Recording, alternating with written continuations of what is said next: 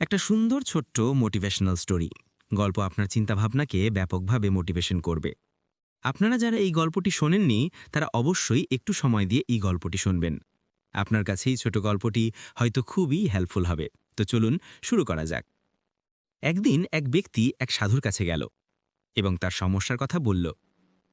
সে বলল, সাধু বাবা, আমি জীবনে কখনো খুশি হতে পারলাম না। ভেবেছিলাম যখন চাকরি পাবো তখন বাবাকে একটা গাড়ি দিব, কিন্তু সেটা হলো না। কারণ চাকরি পাওয়ার আগেই বাবা মারা গেলেন। ভেবেছিলাম যখন প্রমোশন পাবো তখন বাচ্চাদের ঘুরতে নিয়ে যাব, কিন্তু প্রমোশনই হলো না। এরকম কিছু কিছু খুশি আছে যেগুলোর জন্য আমি ওয়েট করি, কিন্তু কখনো হয়নি। আমি ভেবেই পাচ্ছি না যে আমি কি জীবনে কখনো খুশি হতে পারবো। সাধু বাবা তখন সেই ব্যক্তিকে পাশের গার্ডেনে নিয়ে গেল, যেখানে এক লাইনে অনেকগুলো গোলাপ গাছ লাগানো রয়েছে। সাধু বাবা তখন ওই ব্যক্তিকে বললেন, লাইন দিয়ে ফুলগুলো দেখতে দেখতে যাও এবং সবচাইতে সুন্দর ফুলটি আমার কাছে তুলে নিয়ে আসো। কিন্তু হ্যাঁ, একটা কথা মনে রাখবে, একবার যে ফুলটা দেখে চলে যাবে সেখান থেকে আর পেছনে চলে আসা যাবে না, কিন্তু ফুল তোমাকে আনতেই হবে। তখন ওই ব্যক্তি চলা শুরু করল। ব্যক্তি কিছু বড় ফুল দেখল, কিছু ছোট ফুল দেখল। প্রত্যেক ফুলের কাছে গিয়েও তুলল না। ভাবছে প্রত্যেকেও বড় ও সুন্দর ফুল সামনে রয়েছে। এই ভাবতে ভাবতে একসময় সে একদম শেষ প্রান্তে পৌঁছে গেল এবং সে দেখল আর কিছুমাত্র শুকিয়ে যাওয়া ফুল রয়েছে।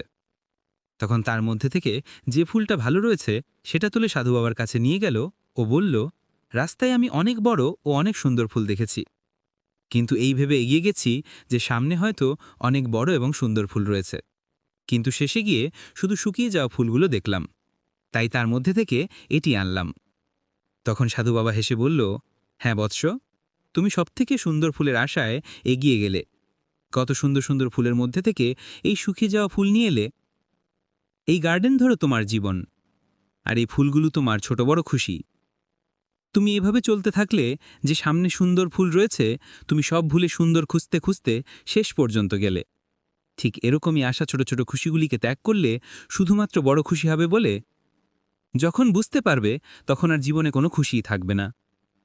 বন্ধুরা, এই ছোট্ট একটি গল্প দিয়ে নিজেকে এবং আপনাকে মনে করিয়ে দিলাম যে জীবনে আসা ছোট ছোট খুশিগুলোকে অ্যাভয়েড না করে সেলিব্রেট করুন।